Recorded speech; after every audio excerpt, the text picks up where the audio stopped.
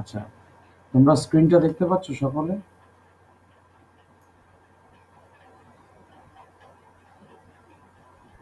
স্ক্রিনটা দেখা যাচ্ছে সকলের?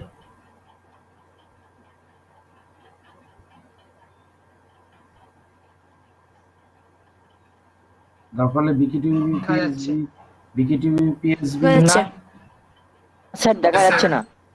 যাচ্ছে না। আমার বিকেটিভি বিকেটিভি পিএসবি যে স্যার আগে বলি শোনো। বিকেটিভি পিএসবি যে ওই তলায় আইকনটা দেখাচ্ছে, ওইটার উপর টাচ করো, দেখতে পাবে পুরোটা। এবার পেয়েছো? স্যার আপনার কথাটা আসছে। কি বলছো? স্যার বলছি আপনার কথাটা কেটে কেটে আসছে। আমার কথা প্রচন্ড কাটা, কিছু বোঝা যাচ্ছে না। আচ্ছা, আমার কথা কেটে কেটে আসছে। আমি একটু জোরে কথা বলি, তাহলে আশা করি আর কেটে কেটে আসবে না। এবার শুনতে পাচ্ছ পরিষ্কার? হ্যাঁ স্যার, ঠিক হ্যাঁ আছে। আচ্ছা, স্ক্রিন দেখতে হ্যাঁ স্যার, পেয়েছো? ঠিক আছে। স্ক্রিন সকলে দেখতে পেয়েছো?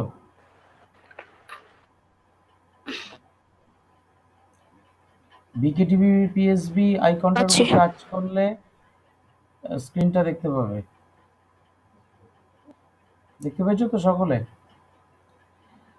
আচ্ছা, আগের দিন কৌশিক স্যার তোমাদের প্রিজমটা শেষ করে দিয়েছেন। আমাকে বললেন লেন্স থেকে শুরু করতে। বাকিরা মিউট করো, কিছু বলার থাকলে যার বলার সেই কেবলমাত্র আনমিউট করবে। বেশ। লেন্স তোমাদের এর আগে চোখে দেখেছো, চশমাতে তো ব্যবহার হয়ই। বিভিন্ন ক্যামেরায় যে ছবি তোলা হয় সেগুলোর ক্ষেত্রেও লেন্স আমরা ব্যবহার করি। তা লেন্সের ক্রস সেকশন যদি দেখতে চাই আমরা, সেটা এই রকম দেখাবে। মোটামুটি এই যে কটা লেন্স দেখিয়েছি, এছাড়াও মিক্সড লেন্স হয়। সেই মিক্সড লেন্সগুলো অনেক জটিল, সেইগুলো নিয়ে আমাদের কোনো চিন্তা বা মাথা ব্যথা আপাতত নেই। আমরা আপাতত যে লেন্সগুলো নিয়ে একটু জেনে রাখা দরকার আমাদের, সেই লেন্সগুলো একটু ছবিতে দেখে নিই। দেখো, প্রথম ছবিটায় আছে double convex lens. Double convex লেন্সের আমি লেন্সটাকে যদি ধার দিয়ে দেখি, তাহলে দুটো পাশই ফুলো, অর্থাৎ সেন্ট্রাল রিজিয়নটা, মাঝখানের অংশটা ফুলো এবং পেরিফেরিটা চ্যাপ্টা, পটলের মতো স্যার দেখতে আপনার লাগছে। হ্যাঁ বলো। কেটে আমার আসছে, শোনা আমার কথা যাচ্ছে। শুন আমার কথা শুনতে পাচ্ছ না? কাটা সেটা কাটা তো আসছে। সেটা তো বাবু আমার কিছু করার না নেই। স্যার, স্যার শোনা যাচ্ছে আরেকটু কিন্তু বলুন আসছে, স্যার, আরেকটু কিছু বোঝা যাচ্ছে। শোনা আমি তো যাচ্ছে যথেষ্ট কিন্তু কেটে। চেঁচিয়ে কথা বলছি, তাও শুনতে পাচ্ছ না?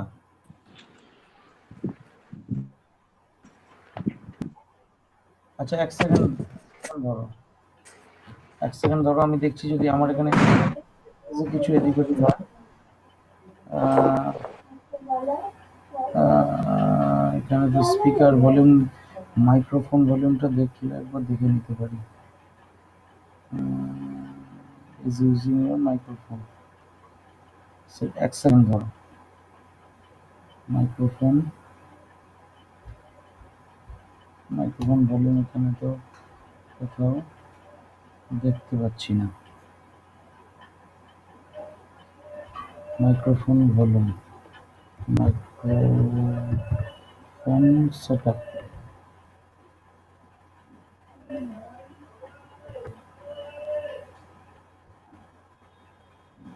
ভয়েস স্পিড, ভয়েস, এটা তো অন্য জিনিস। রিকগনিশন দরকার নেই, থাক। আমি একটু জোরেই কথা বলছি, দেখো কি হবে।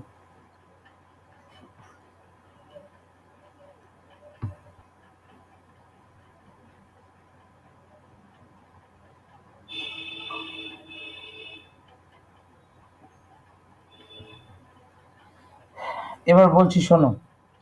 দেখো, যে লেন্সগুলো আমরা ছবিতে দেখাচ্ছি সেই লেন্সগুলো একটা একটা করে বলি। প্রথম লেন্সটা হচ্ছে ডাবল কনভেক্স লেন্স, দুটো সাইডই হচ্ছে কনভেক্স। কনভেক্স মানে হচ্ছে ফুলো। কনভেক্স মানেই হচ্ছে মাঝখানটা, সেন্ট্রাল রিজিয়নটা যদি ফোলা হয়, অর্থাৎ তুমি একটা বাটিকে বা একটা কড়াইকে যদি উপর করে রাখো, তাহলে তার উপরের সারফেসটায় যদি তুমি হাত বোলাও, মাঝখানটা বাল্জড আপ বা সোয়েলড লাগবে, সেই সারফেসটাকে কনভেক্স সারফেস বলা হয়। তাহলে যে লেন্সের দুটো সারফেসই কনভেক্স, একটা লেন্সের দুটো সারফেস, মিররে যেমন একটাই সারফেস ছিল, এখানে দুটো সারফেসই এক্ষেত্রে ফুলও, সেই জন্যে তোমার এটাকে ডাবল কনভেক্স নাম দেওয়া হয়েছে। তারপর একটা ছবি থেকেই বুঝতে পারছো প্লেন ও কনভেক্স, একটা সাইড প্লেন সমতল, আর একটা সাইড কনভেক্স, বা কনভেক্সের বাংলাটা অবশ্য লেখা নেই, কনভেক্সের বাংলা হচ্ছে উত্তল। ডাবল কনভেক্স তাহলে কি হবে? উভয় উত্তল মানে সন্ধি করতে পারো, উভোত্তলও বলা হয়।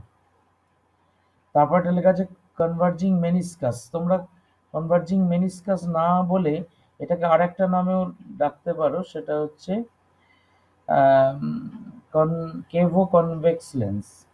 কনকেভো কনভেক্স লেন্স অর্থাৎ একটা সারফেস কনকেভ, একটা সারফেস ঢুকে আছে। দেখো লেফট সারফেসটা, বাঁ দিকের সারফেসটা ঢুকে আছে ভেতরের দিকে, আর ডান দিকের সারফেসটা ফুলে আছে। তাহলে এই ধরনের লেন্সকে আমরা, মূলত এটা হচ্ছে কনভেক্স লেন্স, সেই জন্যই কনকেভো কনভেক্স, অর্থাৎ কনকেভ নেচার আছে কিন্তু মূলত এটা কনভেক্স লেন্স, সেই জন্য কনকেভো কনভেক্স লেন্স, বা বাংলায় করলে অবতলোত্তল লেন্স। অবতল, তার সঙ্গে যদি উত্তলের সন্ধি করা হয়, অবতলোত্তল লেন্স, এটাকে এদের ভাষায় লিখেছে কনভার্জিং মেনিসকাস। এই ছবিগুলো আমি বিভিন্ন সাইট থেকে জোগাড় করেছি, কারণ এগুলো ড্রয়িং করা যায় না তা নয়, অনেক বেশি সময় সাপেক্ষ হবে, সময় পাবো না অত। তারপর একটা ডাবল কনকেভের ক্ষেত্রে দুটো সারফেসই দেখো ভিতরের দিকে ঢোকা, মাঝখানটা দুটো সারফেসেরই ঢোকা, এবং পেরিফেরি বা ধারগুলো কিন্তু উঁচু, এবং দুটো সারফেসই এরকম বলে এটাকে ডাবল স্যার কনকেভ। হ্যাঁ বলো। স্যার ভিডিওটা আপনার অফ হয়ে গেছে। আমার ভিডিও অফ হয়নি, তোমাদের। স্যার আপনার স্ক্রিনটা চলে গেল। আমার স্ক্রিন চলে যাবে যদি তোমরা, হ্যাঁ স্যার স্ক্রিনটা শোনো আমার স্যার কথাটা স্ক্রিনটা চলে গেছে আপনার। আমায় বলতে দেবে তো কিছু, নাকি তোমরাই বলে যাবে? বিকেটিপিবি পিএসবি আইকনটা টাচ করলে আমার স্ক্রিনটা দেখতে পাবে, না হলে পাবে না। আর যদি 5 জনে কথা বলো, সবার স্ক্রিনটাই তখন শেয়ার হয়ে যাবে, সুতরাং আমার মানে বক্তব্যটা বা আমার স্ক্রিনটা আউট হয়ে যাবে। টাচ করেও পাচ্ছ কি পাচ্ছ না বলো।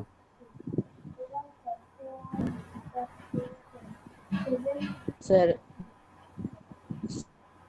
স্যার স্যার হ্যাঁ বলো, শুনছি। ছিলাম যে আপনি এখন আপনার অন হয়ে যাচ্ছিল, হ্যাঁ জোরে বলো একটু। ছিলাম যে ভিডিও স্যার হুম। ভিডিওটাতে ক্লিক করে ভিডিওটা ছিল স্যার ভিডিও এইটা চলে ভয়েসের আইকনটা রয়েছে। তো তোমার কথা কিচ্ছু বুঝতে পারছি না।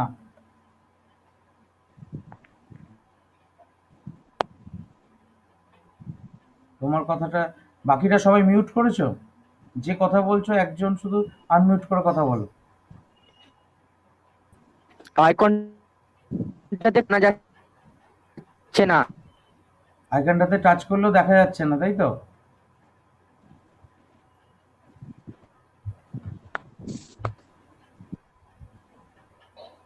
You are sharing the entire screen দেখাচ্ছে তো, না দেখানোর তো কিছু নেই। আমি তো স্ক্রিন শেয়ার করছি পুরোটা।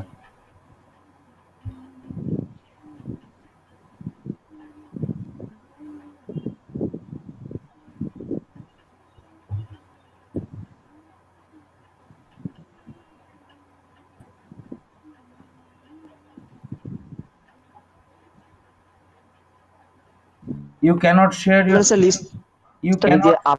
আচ্ছা তোমরা কেউ স্ক্রিন শেয়ার করতে শুরু করেছো নাকি? এখানে লিখছে you cannot share your screen while another participant is sharing.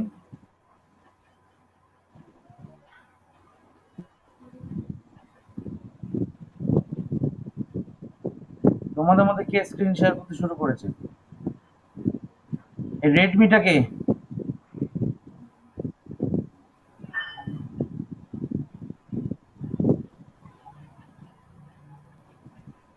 ওটা আশরাফুল হবে মনে হচ্ছে।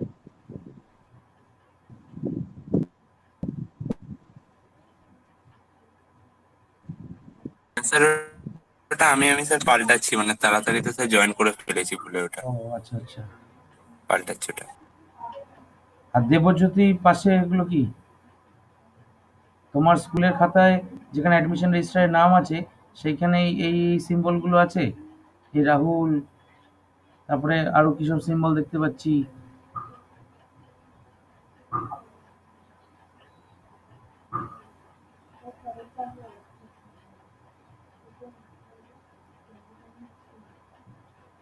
আচ্ছা, এবার স্ক্রিন সকলে দেখতে পাচ্ছ? হ্যাঁ স্যার। হ্যাঁ স্যার।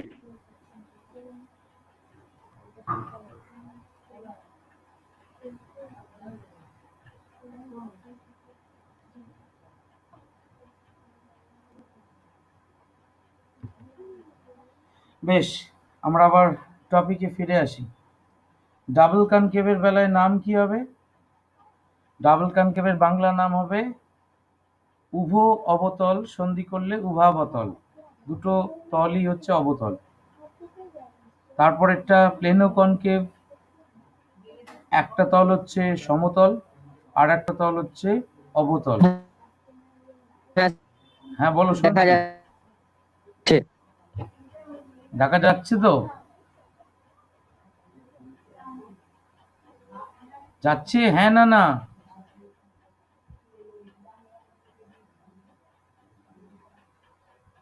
যাচ্ছে দেখা? হ্যাঁ স্যার সবাই হ্যাঁ স্যার দেখা দেখা যাচ্ছে, যাচ্ছে। বেশ বেশ বেশ, দেখা যাচ্ছে। মিউট করো। আচ্ছা, তারপর একটা প্লেনো কনকেভ লেন্স, যেটা সেটা একটা তল অবতল আর একটা তল সমতল।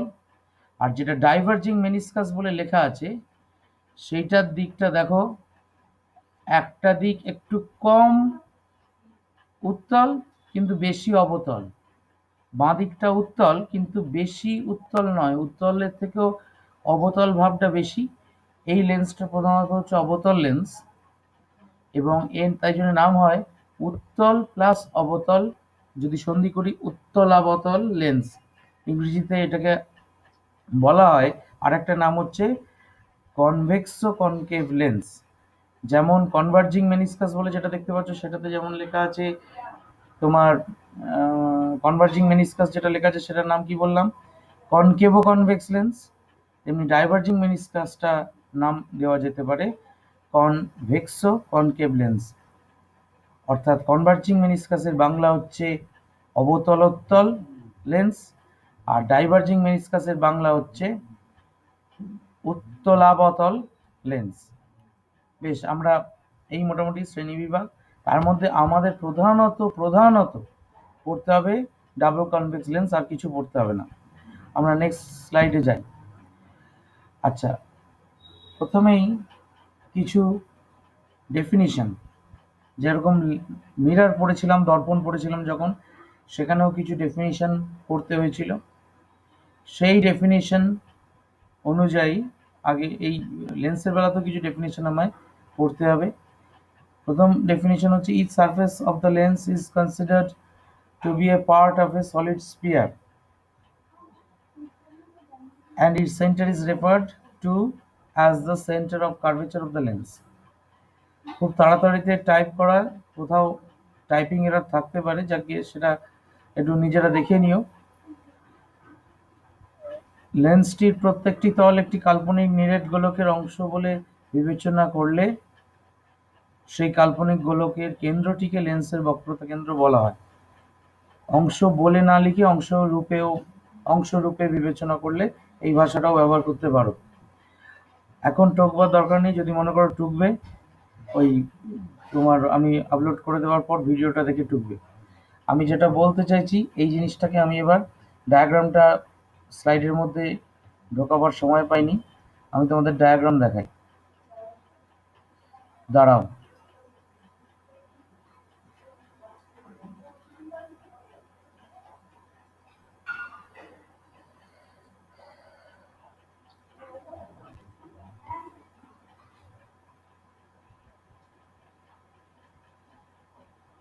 প্রত্যেকে ডায়াগ্রাম দেখতে পাচ্ছ?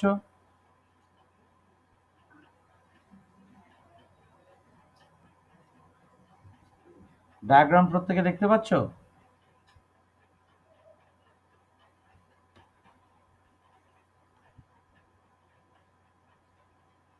প্রত্যেকে ডায়াগ্রাম দেখতে পাচ্ছ? স্যার একটু কাটা কাটা আসছে।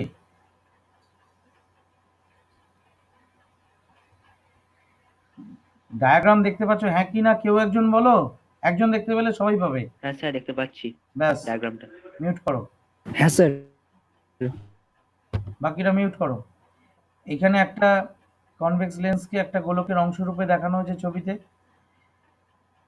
দেখো এই সারফেসটা, অর্থাৎ গোলকে এই লেন্সের দুটো সারফেস বলেছি, এই সারফেসটা এই কাল্পনিক গোলকের অংশ, আর এপাশের সারফেসটা অর্থাৎ আমার লেফট সারফেসটা, লেফট সাইডের, সেটা এই ডান দিকের গোলকের অংশ। এবং এরপরে আমরা যে ডেফিনিশনে আসবো সেটা হচ্ছে সেন্টার অফ কার্ভেচার, বা বাংলায় বললে বলা হয় বক্রতা কেন্দ্র। তাহলে এই যে তলটা, অর্থাৎ ডান দিকের যে তলটা, সেই ডান দিকের তলের বক্রতা কেন্দ্র হচ্ছে এই C2, আর বাঁ দিকের যে তলটা তার বক্রতা কেন্দ্র হচ্ছে C1। তাহলে আমাদের সংজ্ঞা অনুযায়ী কি সংজ্ঞাটা দিয়েছিলাম? সংজ্ঞাটা দিয়েছিলাম হচ্ছে লেন্সটির প্রত্যেকটি তল একটি কাল্পনিক নিরেট গোলকের অংশ বলে বিবেচনা করলে সেই কাল্পনিক গোলকের কেন্দ্রটিকে লেন্সের বক্রতা কেন্দ্র বলা হয়। আপত্তি নেই? তেমনি ইংরেজিতে surface of the lens is considered to be a part of a solid sphere and its center is referred to as the center of curvature of the lens। মানে অর্থাৎ কাল্পনিক গোলকের যেটা অংশ সেটাই হচ্ছে আমার বক্রতা কেন্দ্র। কার না? তোমার এই লেন্সটার, মানে কাল্পনিক গোলকটার যেটা কেন্দ্র সেটাই হচ্ছে লেন্সেরও কেন্দ্র। কিন্তু লেন্সের যেহেতু দুটো তল, তাহলে দুটো তলের জন্য দুটো কেন্দ্র পাবো আমরা। এইবার তুমি যদি একটা লাইন দিয়ে এখান থেকে একটা লাইন এই অবধি জুড়ে দাও, তো C2 থেকে এই P1, এই P1 বিন্দু অবধি জুড়ে দাও, তাহলে এটা কি হবে না, এটা এই গোলকের ব্যাসার্ধ হবে, রেডিয়াস হবে। তাহলে সেই রেডিয়াসটা এই বরাবর যদি যাই যা হবে, এই বরাবর যদি যাই তাই হবে, যেদিক বরাবরই যাই তাই হবে, অর্থাৎ ব্যাসার্ধ বা রেডিয়াস কিন্তু পাল্টাবে না। সেই দূরত্বটাকে বলা হয় radius of curvature of this surface of the lens. অর্থাৎ রেডিয়াস অফ কার্ভেচার এমন হতেই পারে যে দুটো সারফেসে দুটো আলাদা আলাদা রেডিয়াস অফ কার্ভেচার। একটা সারফেসের একরকম রেডিয়াস অফ কার্ভেচার, আর একটা সারফেসের আরেক রকম ভিন্ন রকম রেডিয়াস অফ কার্ভেচার হতেই পারে। সেরকম ছবি যদি পাই আমি দেখাচ্ছি, চেষ্টা করছি। তা এই ক্ষেত্রে দেখো, তাহলে দুটো বক্রতা ব্যাসার্ধ, অর্থাৎ এই বাঁ দিকের তলের জন্য একটা বক্রতা ব্যাসার্ধ, ডান দিকের তলের জন্য আর একটা বক্রতা ব্যাসার্ধ। বেশ, আমরা আবার এইখানে ফিরে যাই।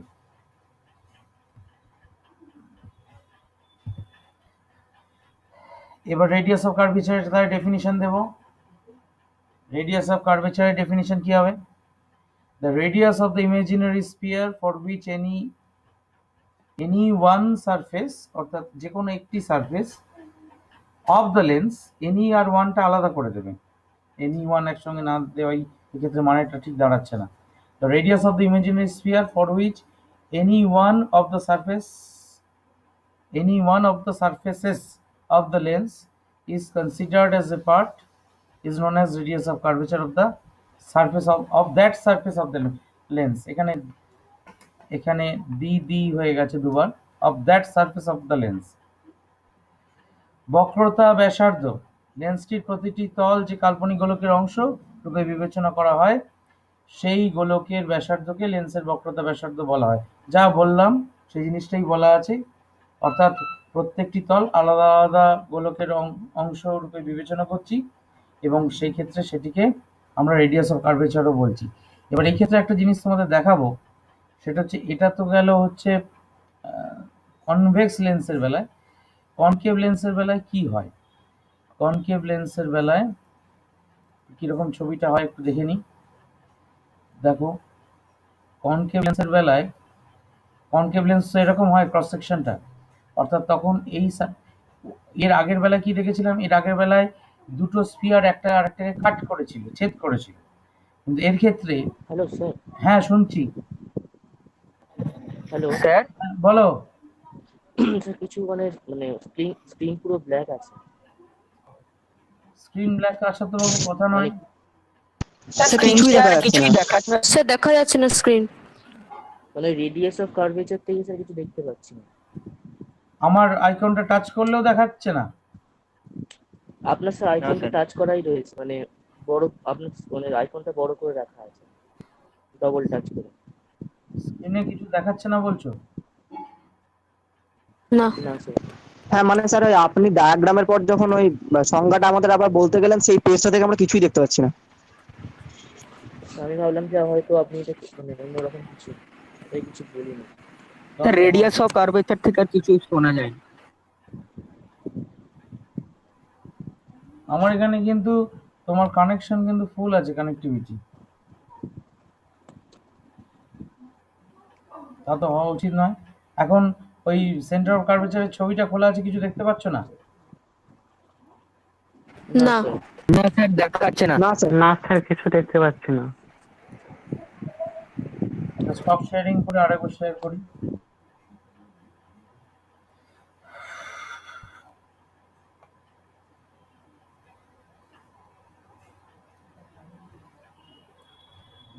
দেখো এবার এসছে কিছু?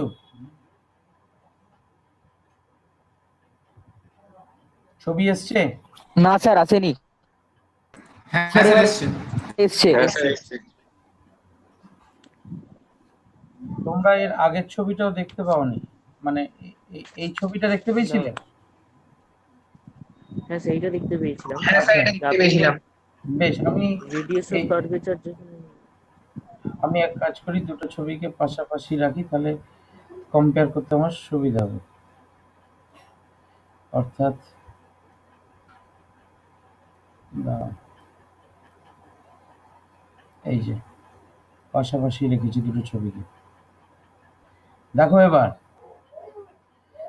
এই ডান দিকে আমার কনভেক্স লেন্সের জন্য আর বাঁ দিকে কনকেভ লেন্সের জন্য, এই কনভেক্স লেন্সের জন্য যে বৃত্ত কাল্পনিক গোলকগুলো আমরা এঁকেছি, সেই কাল্পনিক গোলকগুলো পরস্পরকে ছেদ করেছে, ইন্টারসেক্ট করেছে।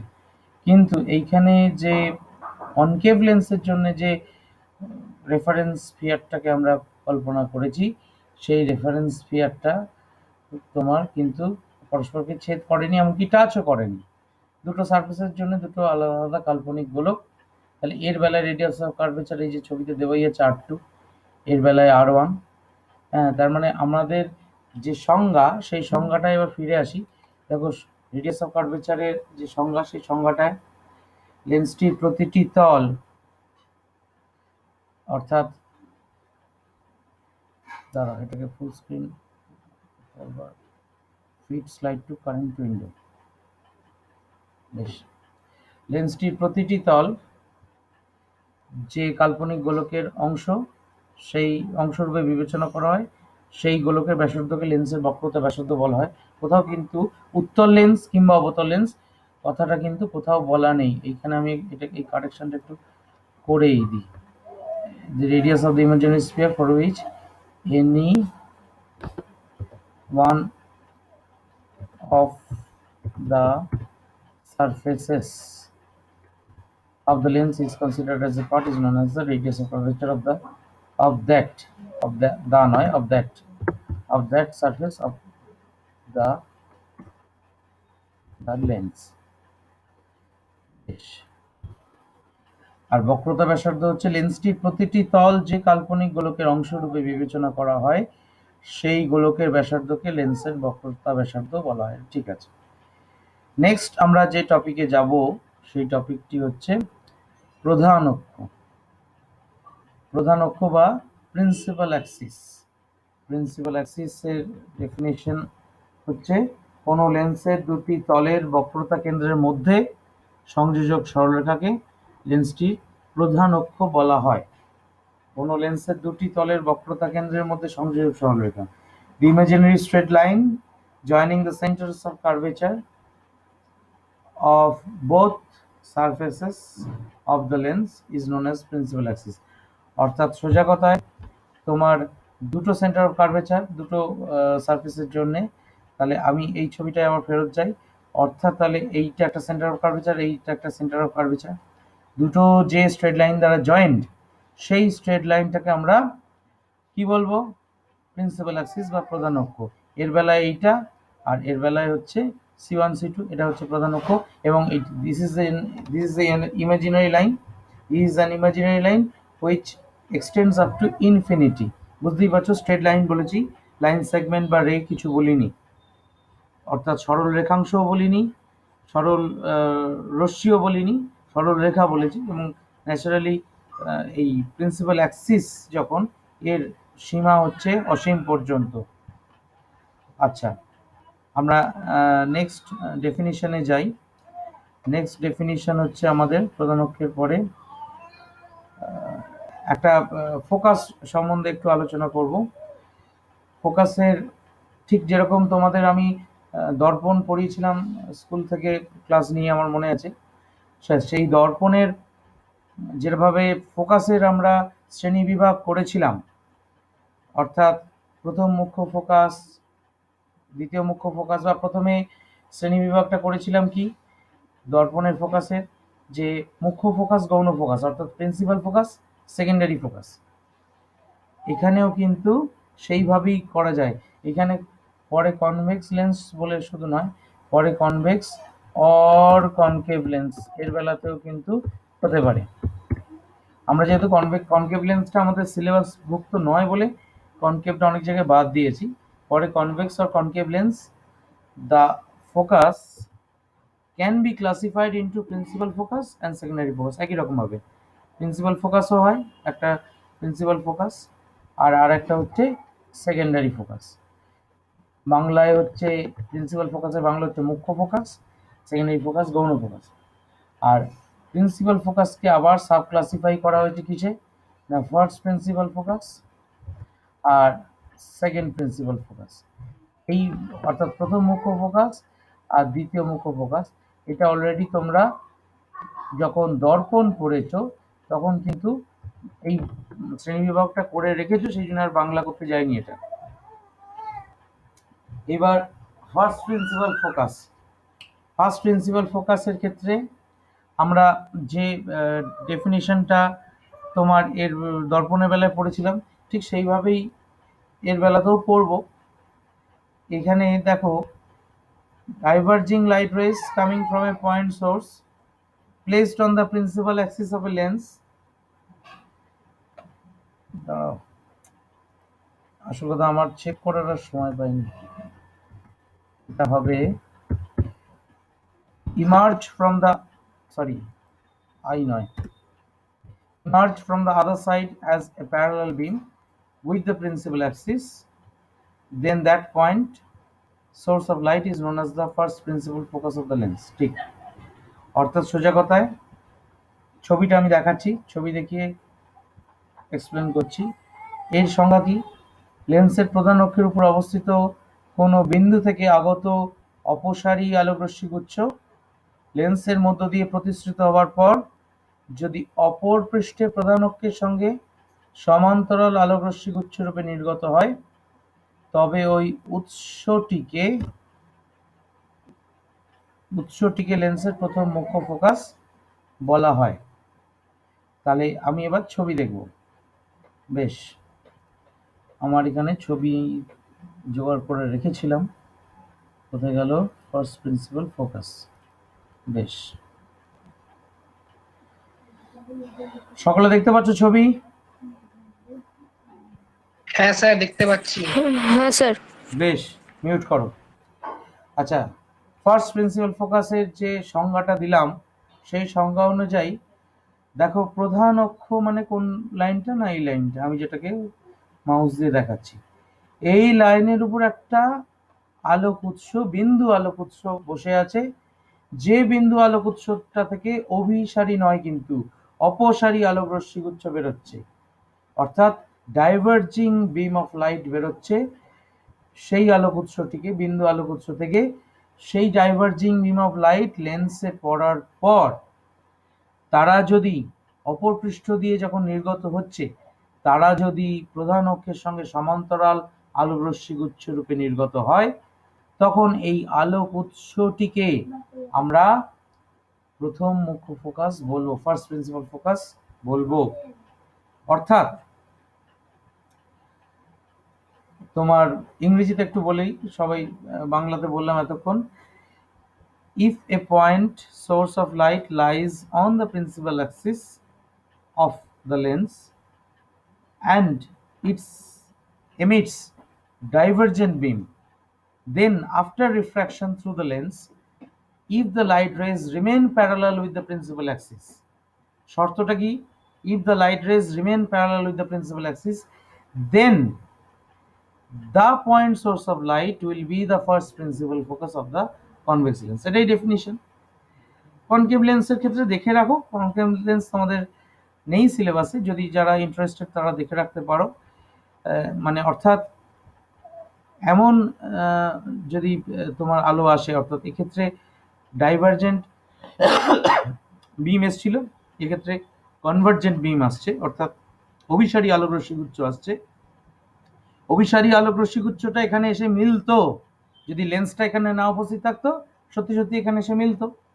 তার না মিলে লেন্সটা বসিয়ে দিয়েছো বলে এবার প্রধান অক্ষের সঙ্গে সমান্তরালভাবে নির্গত হচ্ছে, তখন যে বিন্দুতে মেলবার কথা ছিল সেই বিন্দুটা হচ্ছে এর ফার্স্ট প্রিন্সিপাল ফোকাস। বুঝতে পারা গেল? এই বিন্দুটা এই ক্ষেত্রে অসৎ বস্তু রূপে কাজ করছে, ভার্চুয়াল অবজেক্ট রূপে কাজ করছে। এই ভার্চুয়াল অবজেক্টের কথা কিন্তু আমি ক্লাসে আগে বলেছি, যদি ভুলে না গিয়ে থাকো। বেশ, নেক্সট টপিকে আমরা চলে যাই। হ্যালো বলো। স্যার, বলছি যে যে ক্ষেত্রে আপনি ওই মানে অভিসারী আলোক রশ্মি গুচ্ছটাকে অবতল দর্পণের উপর ফেললেন, তার ফলে প্রধান অক্ষের সমান্তরাল আলোক রশ্মি গুলো গেল, তো ওই যেখানে আপনি অবতল দর্পণ মানে অবতল লেন্সটা রেখেছিলেন, তার বদলে যদি উত্তল লেন্সটা ওখানে স্থাপন করা হয়, তাহলে কেসটা কিরকম হবে? কেসটা আরো কাছে কোনো একটা জায়গায় গিয়ে তোমার মিলিতে হবে। অর্থাৎ সোজা কথায় তুমি মানে রশ্মিটা তখন সমান্তরালও যাবে না, এই F1 বিন্দুতেও যাবে না। উত্তল লেন্সের কাজ কি? আরো বেশি অভিসারী করা। অর্থাৎ এটা এই বরাবর যাবে না, এটা এই বরাবর যাবে না, এটা এইখানে এসে মিলিতে হবে, এই রশ্মিটাও এইখানে এসে মিলিতে হবে। অর্থাৎ মিটিং পয়েন্টটা এইখানে হয়ে যাবে, আরো কাছে হয়ে যাবে। বুঝতে পারা গেল? না, তাহলে সেরকম, হ্যাঁ, তাহলে সেরকম কোনো বিন্দুকে নাম দেওয়া হয়নি, মানে ওটাও তো একরকম ফোকাস হতে পারতো। না, ওটা ফোকাস কি করে হবে? ফোকাসের সঙ্গে প্যারালাল নেচারটা তো কোথাও না কোথাও ইনকর্পোরেটেড আছে। প্যারালাল, তুমি যে কেসটা বলছো সেখানে প্যারালাল বলে তো কিছু নেই। তোমার আসছেও অভিসারী, পড়ছেও অভিসারী, মানে এখানে আসছে যতটা অভিসারী হয়ে পড়বার পর বা নির্গত হওয়ার পর আরো বেশি অভিসারী হয়ে যাচ্ছে। তাহলে প্যারালাল মানে অর্থাৎ সমান্তরাল হয়ে যাবার যে মানে প্রবণতাটা এই ফোকাসের সঙ্গে আমরা ব্যবহার করছি, সেটা কোথায় থাকছে? আর সারত্ব কতটা, অর্থাৎ কতটা অভিসারী, সেটা মাপার তো আমার কাছে কোনো প্যারামিটার নেই, কোনো একক নেই, মানে কোনো ইউনিট নেই। আমরা কতটা অভিসারী বলতে পারবো না। বুঝতে পারা গেল কি বললাম? হ্যাঁ স্যার, ঠিক আছে। বেশ, স্যার। হ্যাঁ বলো, শুনছি। স্যার, রেডিয়াস অফ কার্ভেচারের সংজ্ঞাটা আরেকবার একটু দেখাবেন, তাহলে স্যার স্ক্রিনশট নিয়ে নিতাম। আমার তো দেওয়া হবে, ওই আমি তো ইউটিউবে আপলোড করে দেবো, অত ব্যস্ত হওয়ার কিছু নেই। বুঝতে পারা গেল? হ্যাঁ স্যার, ঠিক আছে। বেশ, আচ্ছা, নেক্সট হচ্ছে আমার সেকেন্ড প্রিন্সিপাল ফোকাস। কোনটা গেলাম? এইটা পড়িয়ে আজকে শেষ করবো আপাতত।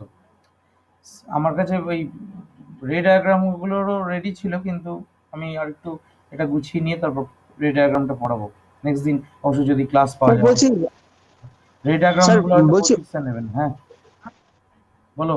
হ্যাঁ, বলছে উন্মেষটা পড়ালেন না তো? উন্মেষটা পড়ালাম না। উন্মেষটা লেন্সের বেলায় খানিকটা বলতে পারো, ওটা ক্যামেরা সম্বন্ধে আলোচনা করলে উন্মেষটা একটু আমার কাজে লাগবে। এই ক্ষেত্রে আমাদের কোথাও কাজে লাগছে না, মানে সেই জন্য আমরা আলোচনার মধ্যে রাখলাম না উন্মেষটা। কিন্তু স্যার, রে ডায়াগ্রাম আঁকার সময় তো উন্মেষটা আঁকতে হয়, কারণ ওই উন্মেষ থেকেই তো আলোক রশ্মিগুলো আস্তে আস্তে প্রতিষ্ঠিত হয়। না, হয় না। হ্যাঁ, ওটা না, তাহলে আমাদের ডায়াগ্রাম গুলোতে তো তাই রয়েছে। না, ওটা রয়েছে।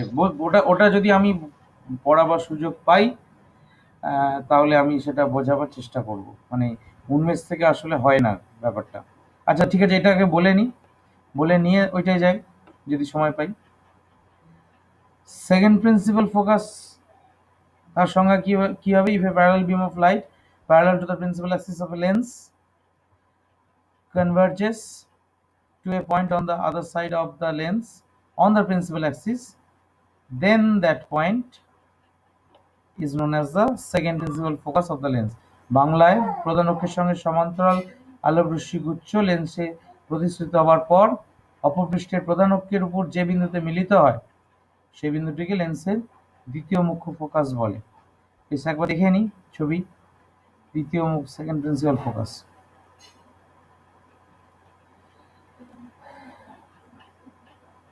এই হচ্ছে আমার দ্বিতীয় মুখ্য ফোকাস।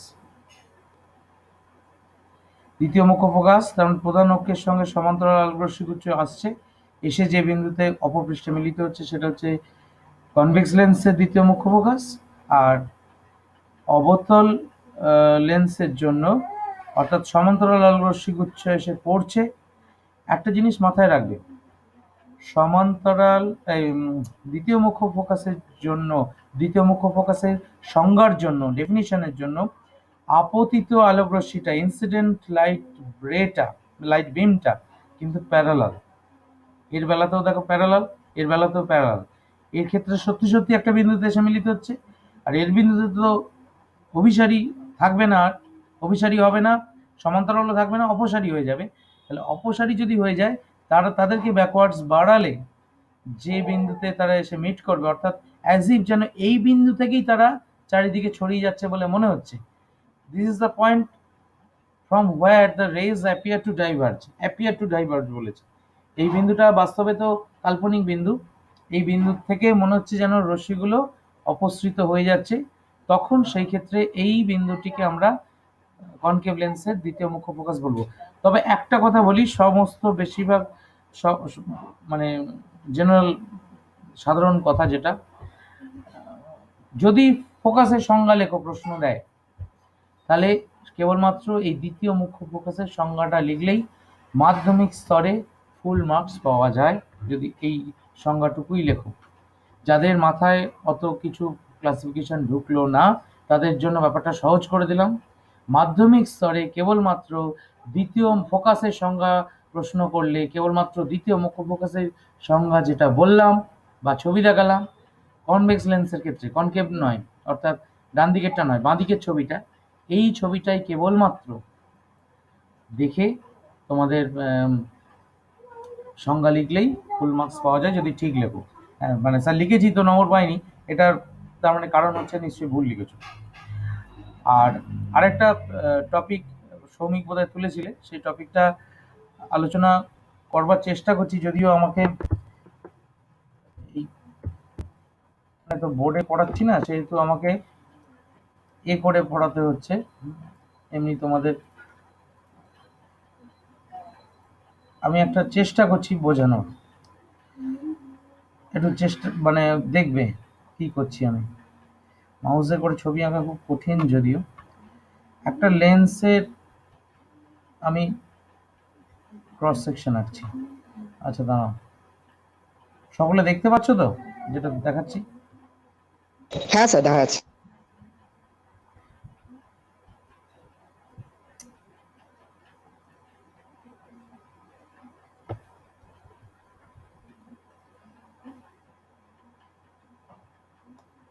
মোটামুটি ধরো একটা লেন্সের অংশ, লেন্সটাকে আমি গোটা লেন্সটাকে আঁকতে পারলাম না, মানে অনেক ম্যাগনিফাই করে আঁকা ধরো লেন্সের সাইডটা। এইবার একটা লাইট রে এসে বাঁ দিক থেকে এই লাইট রে এসে পড়লো। এইবার আমাদের স্নেলস ল, যেটা রিফ্র্যাকশনের, সেই লটা মনে করো। তাহলে এইটা হচ্ছে আমার ট্যানজেন্ট টু দ্য, এই বিন্দুতে আমি যদি একটা স্পর্শক আঁকি, এইটা হচ্ছে সেই স্পর্শক, এবং সেই স্পর্শকটার সঙ্গে অবিলম্ব কোনটা হবে, সেই অবিলম্বটা যদি আঁকতে হয় আমাকে এরকমভাবে আঁকতে হবে, যদিও আন্দাজে আঁকছি পুরো। এরকম ধরনের হবে অবিলম্বটা, এই অবিলম্ব হলো। এইবার অর্থাৎ এইটি হচ্ছে আমার আপাতন কোণ,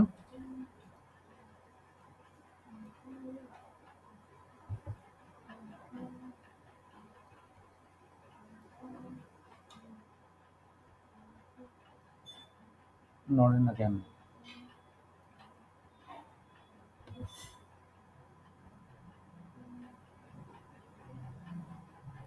ওইটাকে কপি করা যায় না, বেশ।